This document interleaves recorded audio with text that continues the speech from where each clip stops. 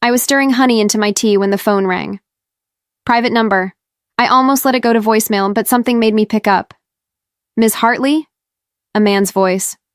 This is Kyle from Everfirst Mortgage, just following up on the missed payment for the 16th Avenue property. I blinked. I'm sorry, what property? The silence on his end stretched. The house you're co-listed on with a Marissa Hartley? My heart dropped. Marissa. My sister. I pulled the phone from my ear and checked the call log, the number, the timestamp, everything. This wasn't a scam, I whispered. There must be a mistake. I don't own a house. He read off the address. The street name sounded vaguely familiar. Then it hit me. It was the townhouse Marissa had shown off at Thanksgiving last year, the one she said her boyfriend's uncle helped her finance. The guy on the phone kept talking, something about late fees and credit risk, but I wasn't listening anymore. My hands had gone cold. I hadn't signed anything. I hadn't even been there. When the call ended, I sat in my living room staring at nothing, replaying every family dinner, every casual comment. Had I ever agreed to anything? No, never. But I remembered something now, back in March when I'd gone home for Dad's birthday. I'd left my tote bag in the kitchen while setting the table. Inside it, my tax folder, my signature sheet. They wouldn't. They couldn't. But I already knew they had. The next morning, I walked into Everfirst Mortgage wearing my work heels and my calmest face. Behind the glass partition, a cheerful woman named Lacey pulled up the file. Yep, you're listed as co-borrower, signed and dated March 18th. That's your signature, right? She turned the monitor toward me. My name was there. Slanted, precise, almost perfect, but not perfect enough. The Y was curled too high, and they'd forgotten I don't abbreviate my middle name on legal documents. It was a forgery, a good one, probably scanned from something I'd signed. In another life. I asked her, can I see the full file? She hesitated.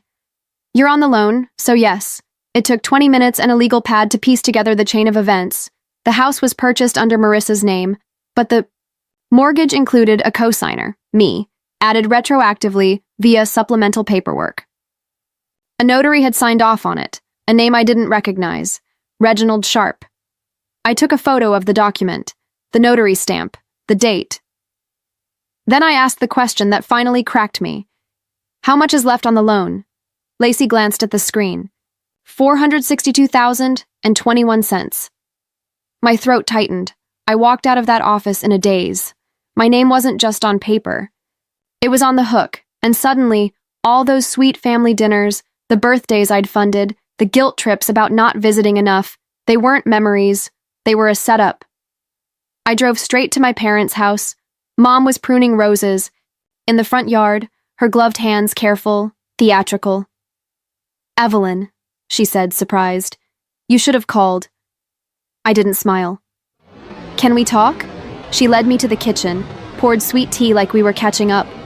I didn't sit. I know about the mortgage, I said flatly. I didn't sign anything, but my name is on a loan. She blinked, then laughed, actually laughed. Oh, honey, it's just paperwork. You're so good with finances. You'd have done it anyway. My heart pounded. You forged my name. She didn't deny it. She tilted her head. You left your papers out that day. I figured, what's the difference? You always help the family. That was when Dad shuffled in, rubbing his neck. Your sister needed a boost. That's all. You make more than she does. I turned to him. It's illegal. He looked away. And that's when Marissa came downstairs in yoga pants and full makeup. She didn't flinch, just sipped her oat milk latte. I thought you said it was fine, she said with a practiced shrug. Don't tell me you're going back on your word. I stared at her. I never gave you my word. Marissa smiled like she was watching a sitcom. Then why are you so easy to use? His office was tucked between a dry cleaner and a nail salon. No fancy sign, just a small brass plaque, Henry Calloway, property law. He looked like someone's retired uncle. Cuffed sleeves, thick glasses, a tie that hadn't been trendy since. Clinton, Ms. Hartley, he said, motioning me in. You said your name was placed on a mortgage without your consent? I nodded, sliding over the documents. Henry read them slowly, humming under his breath like he was solving a crossword. After a long pause, he said, "You're not the first, but you might be the smartest one to walk in before the house goes under." I didn't speak. He leaned back. "Tell me what you want, Ms. Hartley. Do you want them arrested, or do you want control?" I looked at the ceiling, thinking of Marissa's smug smile, my mother's shrug, my father's silence. "Control?" I said. He smiled, not warmly, knowingly. "Then you'll need patience and documentation. We don't scream, we position. You're not here for revenge. You're here to reclaim the ground they built on your back." That was the first time someone said what I hadn't been able to. They didn't mistakenly drag me into their mess. They counted on me being too loyal to fight back. Henry slid a legal pad across the desk. "Let's begin." The plan wasn't loud. It didn't involve screaming matches or front porch ultimatums. It started with paperwork. The same weapon they used against me. Henry filed a quitclaim deed withdrawal to sever my liability, but only after we ran a full title trace. That's when we discovered something curious. The loan hadn't been sold off. The bank still held it, and their patience was wearing thin, which made them negotiable. With Henry guiding every step, I opened a private holding trust, Granite Elm LLC, and made an offer to the bank. We'd buy out the mortgage at a reduced balance in cash. Quietly, no noise. No headlines, no names, just clean closure. Within 2 weeks, the lender accepted, and just like that, the debt was mine. But the house was not. Not yet. On paper, Granite Elm LLC was just another investment firm picking up distressed property.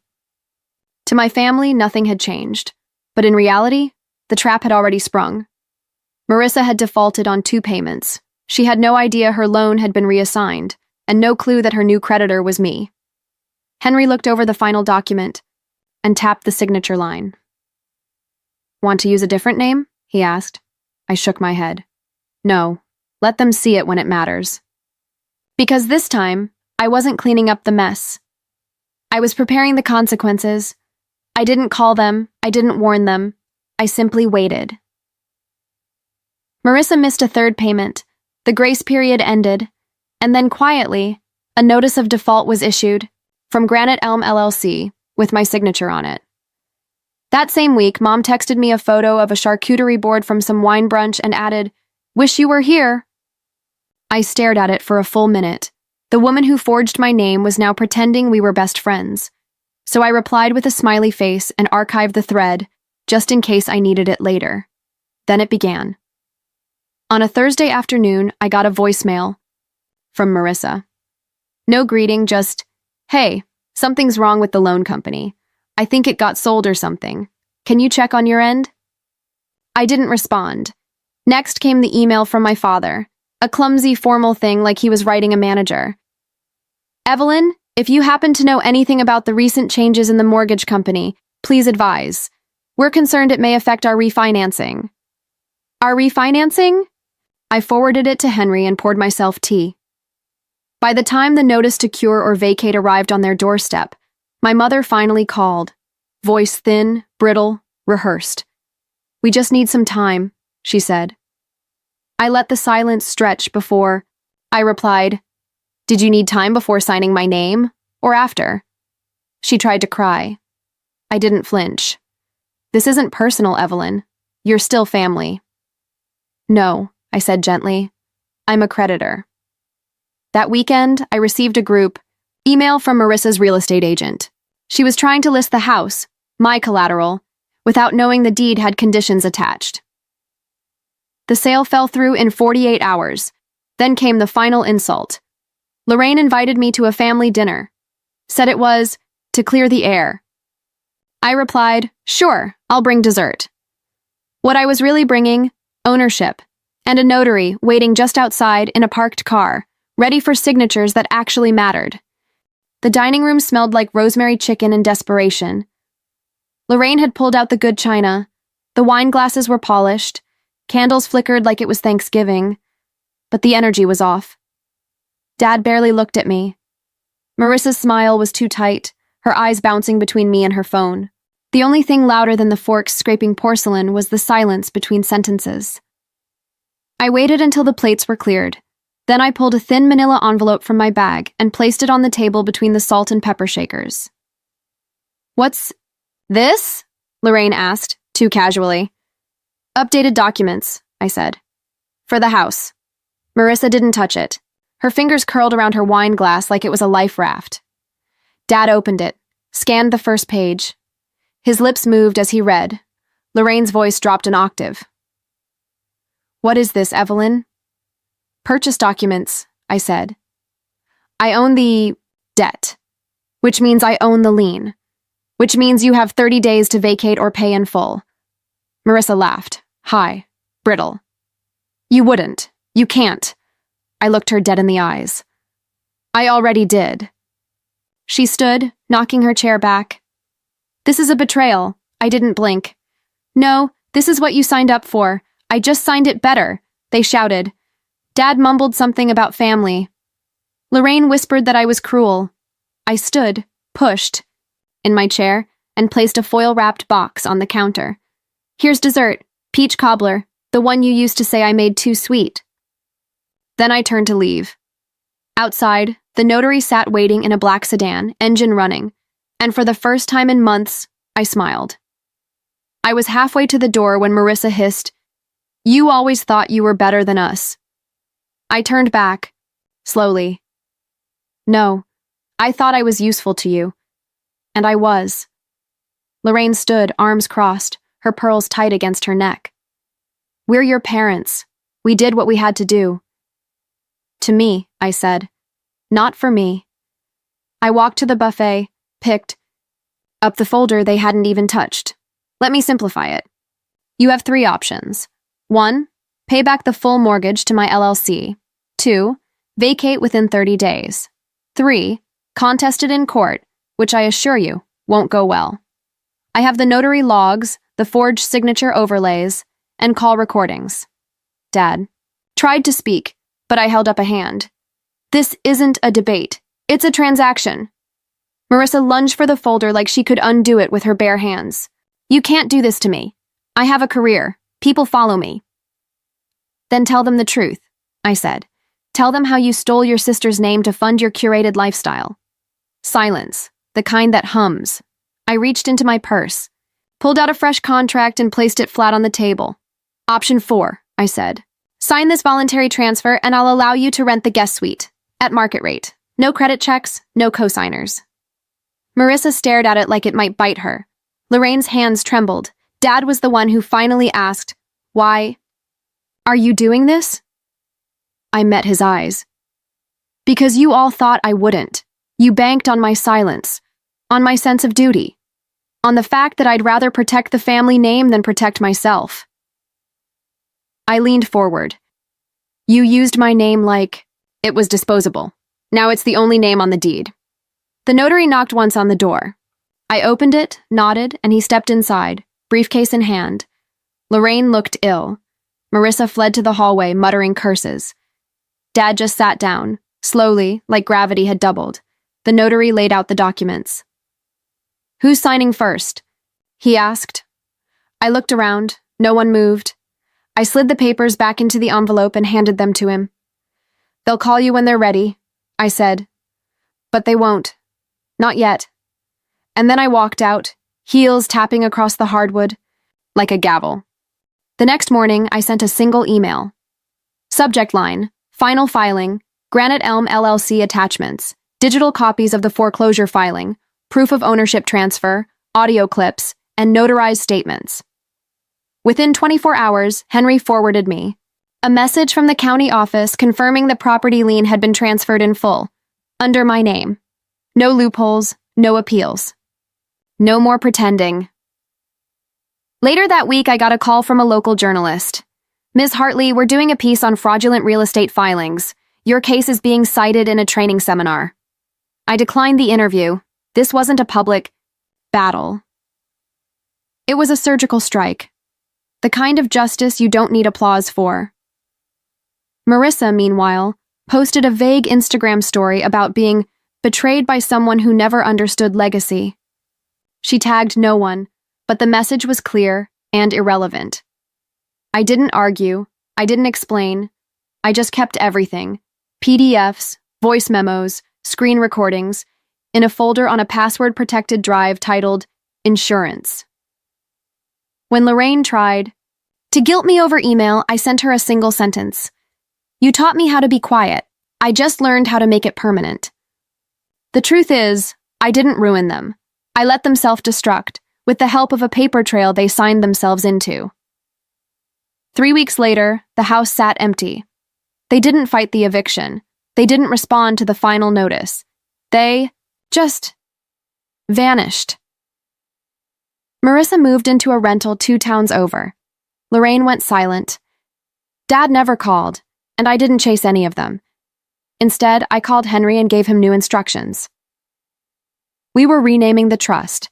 Granite Elm LLC would now operate under a new legal name, Lena Hartley Foundation, after my grandmother, the one my mother erased from family photos, the one who taught me how to balance a checkbook and hide emergency cash in her bra, the one they never spoke of because she refused to be obedient. Now, every dollar of rental income from that house would go into a scholarship fund for first-generation women in finance. Evelyn Hartley, the dependable one, the boring sister, the woman they thought would never fight back, had just turned their betrayal into a tax-deductible legacy. That was fair value to me, not revenge, not spite, reallocation. They took my signature and used it like it was nothing. I turned that nothing into equity, in both property and principal. And as I locked the front door of the house one last time, I didn't feel victorious. I felt balanced, like a ledger closed without debt. I didn't host a celebration. There was no champagne, no post on social media, no big reveal. Instead, I moved into a smaller home in a quiet neighborhood. A fixer-upper, nothing fancy. Just mine. I planted basil on the windowsill and started taking long walks before dinner. I read contracts for fun. I slept through the night. One day, while cleaning out old boxes, I found a birthday card from 5 years ago, unsigned, no message, no handwriting, just a generic Hallmark phrase about being proud of who you've become. I laughed, not because it was funny, because it was fitting. That's how they'd always operated. Surface love, silent sabotage. But I wasn't angry anymore. I'd outgrown the version of myself that needed their approval. The strong one wasn't the loudest. She didn't shout or cry or beg to be believed. She read the fine print. She knew the terms. And when the time came, she signed her own name and walked away. I hadn't become cruel. I'd become precise, and with every quiet step forward, I left behind the old roles, the dutiful daughter, the financial fixer, the emotional shock absorber. They used to say I was too quiet, too serious. Turns out, silence was my sharpest weapon. Because when I finally spoke, it was with action, and there was no apology in it. The grass was overgrown. I stood at the edge of the yard, the one they once called Marissa's place. Now the deed said otherwise. I held a small measuring wheel in my hand, slowly walking the perimeter, watching the counter tick. Each click marked distance, but to me, it marked something else. Boundaries, the kind they never gave me, the kind I had to draw myself. At the back fence, I stopped and looked out at the field behind the house. Quiet, open, untouched. A symbol of everything I'd reclaimed. No, I didn't set fire to the house. I didn't throw anyone out in the street. I gave options, terms. I followed the rules, even when they didn't. Because power isn't in chaos, it's in control. They put my name on something without asking. So I asked for nothing, and took back everything. In the end, it wasn't about the money. It wasn't even about the house. It was about finally choosing myself, without apology, without noise, without needing them to understand. I turned back toward the street, keys in hand, sunlight cutting low across the lawn. And in that stillness, I heard it, not forgiveness, not regret, just the sound of peace. They built that house with stolen signatures. I reclaimed it with silence and drew the property line with my own name.